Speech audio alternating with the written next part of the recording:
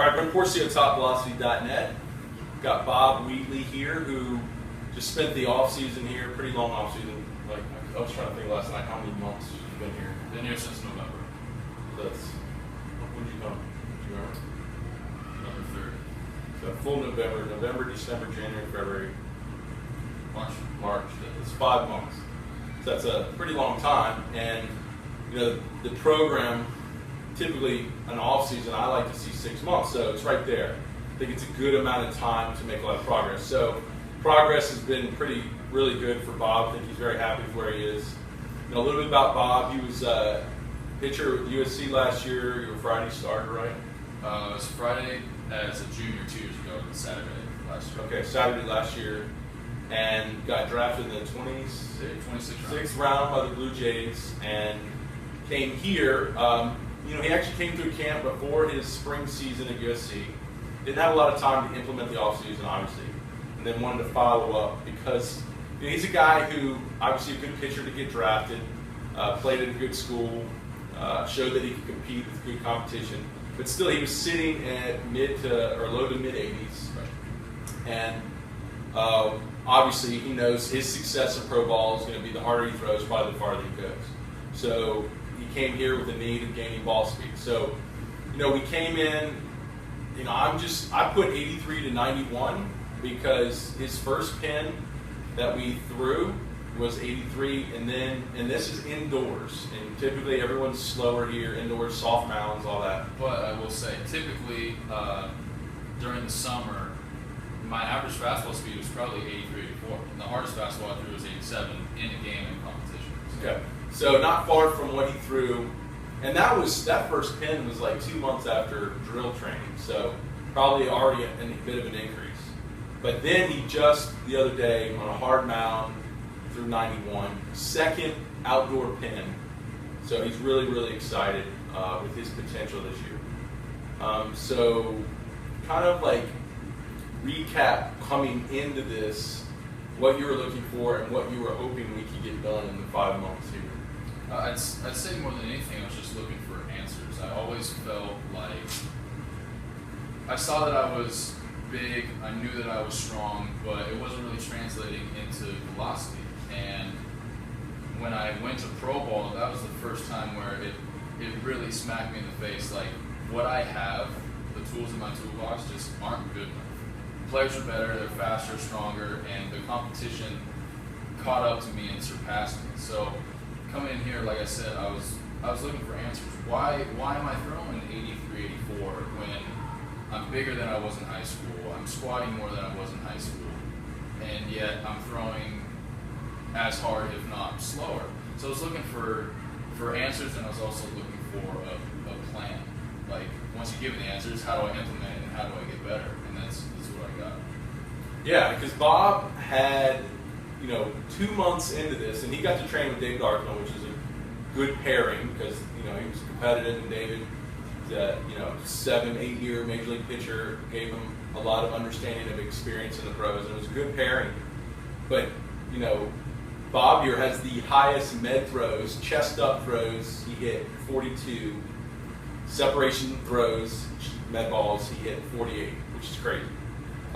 But within that training, within just the med throw training, still weren't seeing transferring to the ball. And this, you know, this typically happens. We're always trying to, based on the athlete, make sure through a system like the 3 Expansion Plus program, is the training, is the drill work, is the lifting, is it transferring to the mound? So with Bob, I think that was his problem. It's like, he could do those things really well, and we didn't see the transfer. And I think a lot of it, too, is Bob is a very consistent person. So he, will consistently show up every day, consistently do the routines. On the mound, be very consistent. I think a coach is looking for consistency. That's what he gets, and I'm sure that's your success. But when you're a very consistent guy, you do have a hard time learning new things because you have to allow yourself to not be consistent, because in learning you have to let your body be inconsistent because you're trying to discover new avenues through inconsistency. Yeah, and through this offseason I essentially had to relearn how to throw. I've been throwing a certain way my whole life, and I had to unlearn those habits in order to create new ones. And so I would keep asking Brent, when are we going to get off the mound? He's like, no, we're not ready. We're doing med balls, we're doing this and that. And I mean, as a pitcher, as a baseball player, you want to get off the mound, you want to see the gun, and is it working? But that was all part of the plan to create those new habits. And really, I had to unlearn what I was, the way I threw, in order to learn the correct way. Yeah, you're right. I think that helped your process because you really, I think, asked your most questions of your delivery when we got on that mound. And I feel like you would still ask questions, but I feel like those questions were answered quickly for you. Not me answering them. I answered every question, right? They were more answered quickly for you because you had all that experience outside of your comfort zones, in drills, in the med throws, to where you're like, then your body starts going, well, why am I doing it this way when, I feel like that's not how it works now because I have a better understanding that it should work this way, right? Well, then maybe you'd say things like, well, I was taught to do it this way, and now I'm realizing that isn't working. Yeah. And I think because of all that uncomfortable drill training and consistent work and applying and learning, when you did finally get to the mound, it was like a revelation. It's like, wow, like I have a whole new understanding, and now I'm taking my old mechanics and literally dissecting them to find what's working and what's not working. Right, exactly. And coming into this offseason and coming into this program, I knew I wanted to make a change. So I was open to being uncomfortable with the changes because I knew, okay, if I want to make a change, I can't keep doing the same thing. That's counterintuitive. That's not a change. I can't keep doing the same drills, pitch the same way, and fingers crossed I'm going to throw harder. I need to make change in order to make change, type of thing. Yeah. So for those out there watching, seeing someone who's obviously had success in the program, is obviously a testimonial, someone who's doing it at a high level, if you were to say to them what is going to help them the most in their career, and based on what you learned, would probably be you got to really understand your delivery. I think most guys, even all the way up to your level, who had very good college success, you don't truly understand your delivery. I mean, you understand how it works for you. You just don't understand what it's missing. Right. No, right? You definitely opened my eyes to, okay, what do the top pitchers in the world do? What do I do? And how am I going to get to their level? You did open my eyes to that, but then I'd also say that this is one of the hardest things I've done. Like, physically, yeah, but also mentally. Like, it's extremely frustrating when you get up on the mound for the first time, and you said my first pen was 83, and it's like, well, is it ever going to show up? Like, so I would say that the information is a huge part of it, but also just sticking with it, because it was a really tough thing to just believe in myself and believe in the process that no matter what, it's going to happen. Just trusting that it's going to show up. And sometimes it doesn't show up at the time that you want. Of course, I wanted to throw 90 the first day I showed up. I threw 83. And so the toughest thing for me, as someone that I threw 91 yesterday, that's the hardest I've ever thrown.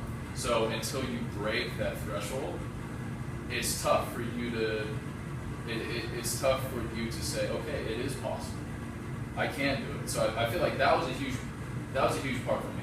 And I gained a lot of confidence through the drills and the weightlifting and stuff like that. I'm a better athlete, there's no question. But breaking through like those barriers are just as mental as they are physical. Yeah, I think it's a big mental approach. But I feel like, getting in that weight room and kicking your butt through our training and, consistently showing up and doing all those reps and the drills and all your anaerobic stuff, you're going to have to break mentally because it's really, really physically challenging, and particularly when something's physically challenging becomes mentally challenging to show up every day. So I think once that happens, once you're willing to do like Bob and believe that, this is what I need. This is the nutrients that I need to feed the high velocity pitcher and to bring that beast out of me. Then once you believe and you're willing to take it to the end, you're like, I'm here to the end. I see the light. It's far away. It's over a mountain.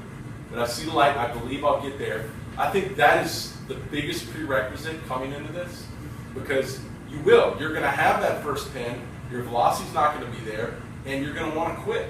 And I'm sure Bob will tell you right now, there was a few days he wanted to just get up and go home, because he's sitting here spending a lot of money, investing in his room and board, in the use of the facility, time with me, and it makes it really easy to quit. Yeah. So, well, you would hope that if you're really serious about what you do, and this is my job, so I'm really serious about what I'm doing here, you would hope that your program wouldn't be cake.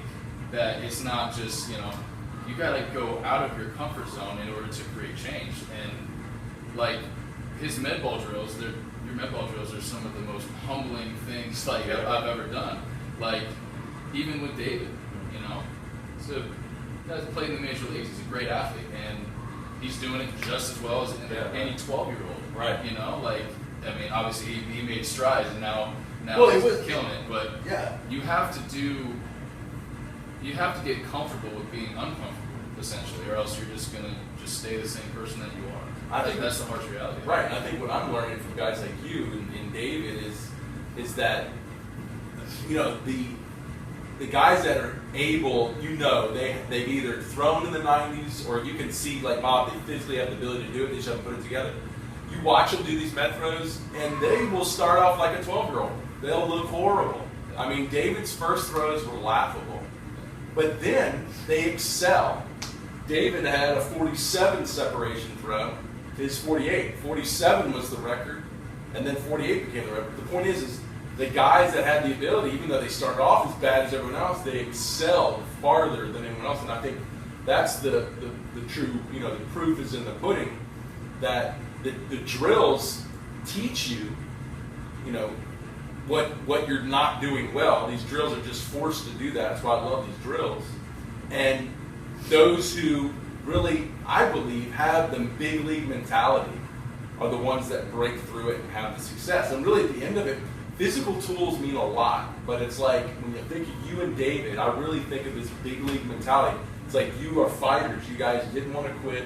You stuck it in. David's here 4 months, you're here 5 months. Not many guys are willing to do that. And I believe that that's the difference between a guy who plays high school baseball is the guy who probably, of course they might have a little bit more physical tools than him, but he's the guy who's going to quit a month in, 2 months in.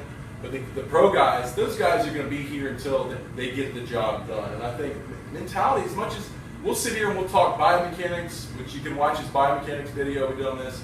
We'll talk all the other stuff we did, the drills and everything that we do physically and how we map it out. At the end of the day, there is a big mental piece to this, a big mentality to you coming in here at a low velocity and getting to a goal. It really is your willingness to allow yourself to change and mature and be beaten down until you come out victorious at the end. And I think the mental piece is huge. Yeah, absolutely. I think just the last thing that we can cover, you going forward, I think the challenges for Bob now is going to be taking what he's learned and the velocity we've developed have gone up maybe, you can say 6 miles an hour at this point. It's being able to take that into the season. So that's going to be his next big challenge. David's, he's in that challenge right now, going through it. And I think that's going to be something for you. But I mean, this is something you can kind of elaborate. What is going to be your focus from here on out, taking this into season? I mean, have you thought it out enough? Well, I think something that I've come to realize is I'm never going to be comfortable, and that's okay. I think guys at the major league level, they'll talk about the day you get comfortable is the day that baseball is going to humble you. So I think the fact that I've had to struggle to get to this point, I think it kind of prepares me for the struggles ahead, and I'm not afraid of that, or I'm not going to back down from anything like that. But I'd say that is a huge part in me moving forward. But also, I'm more confident.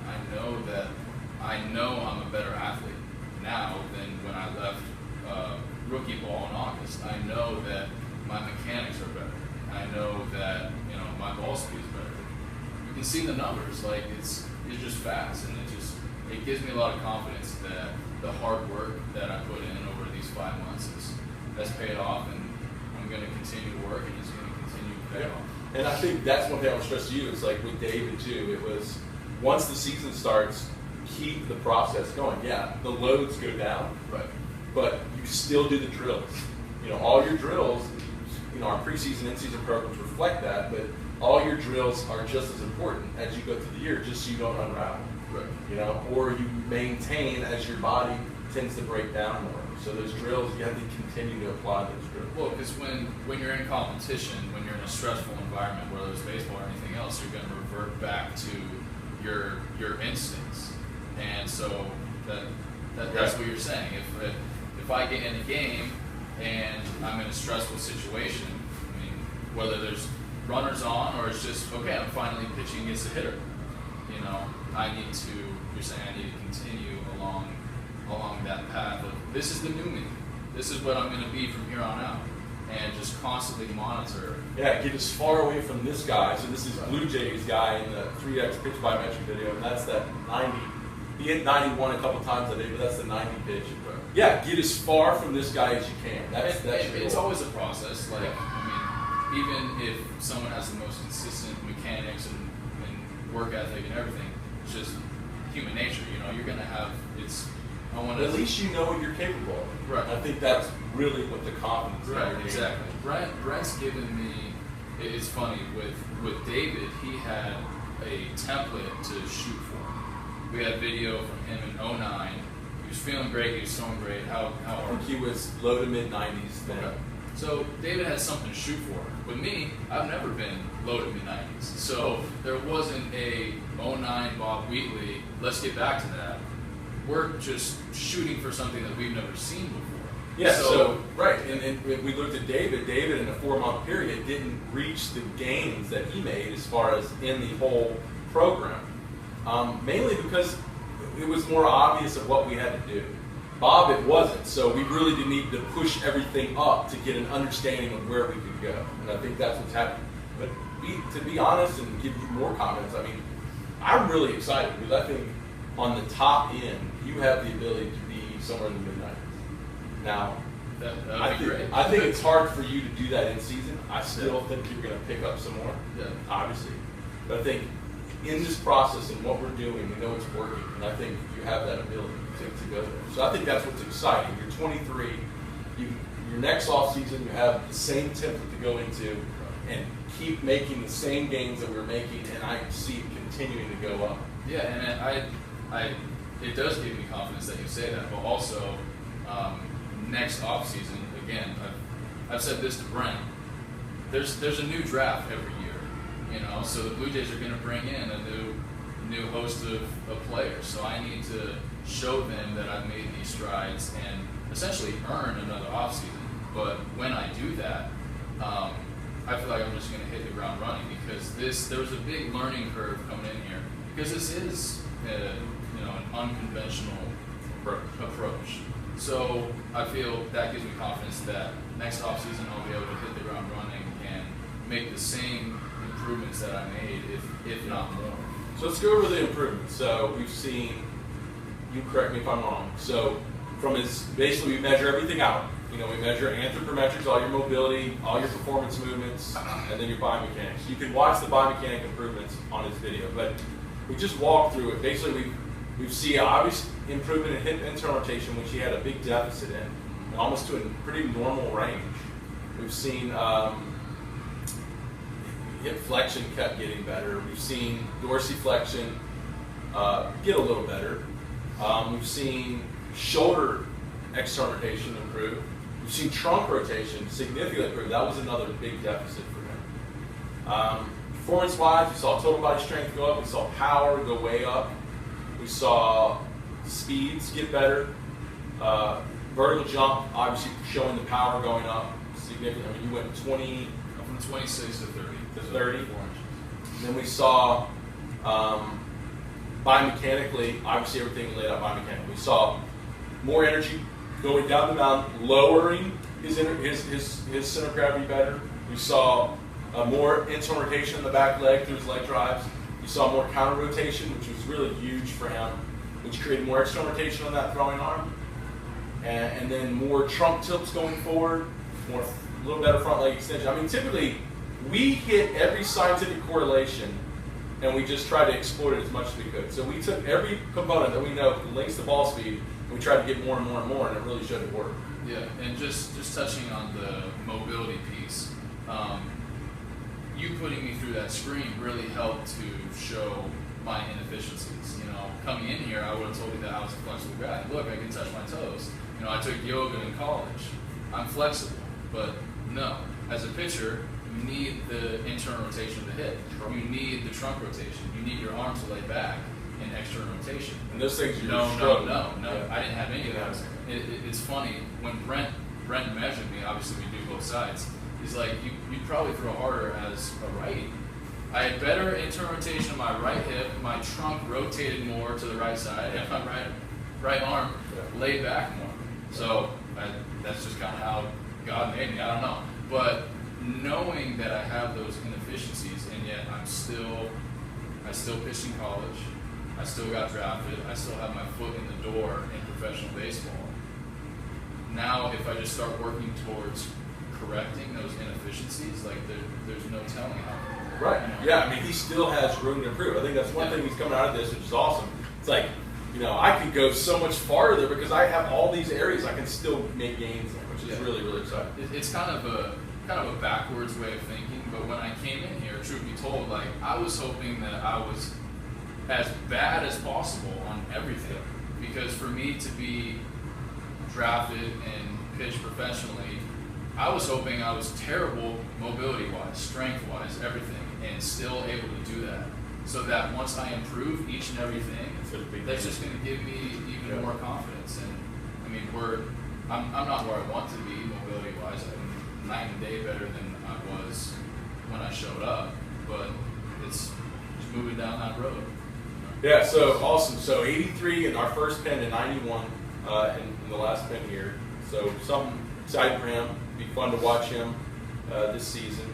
The last thing you could say, you know, recap or not recap, just something that you can offer an inspiration to someone watching this in their career, say high school, college, or maybe professional. That you could say, what's the difference between just showing up every day and playing this game, or deciding to make a sacrifice, you know, do whatever it takes to go somewhere and develop yourself to a higher level. What's the difference between that, and why would you encourage someone to do that?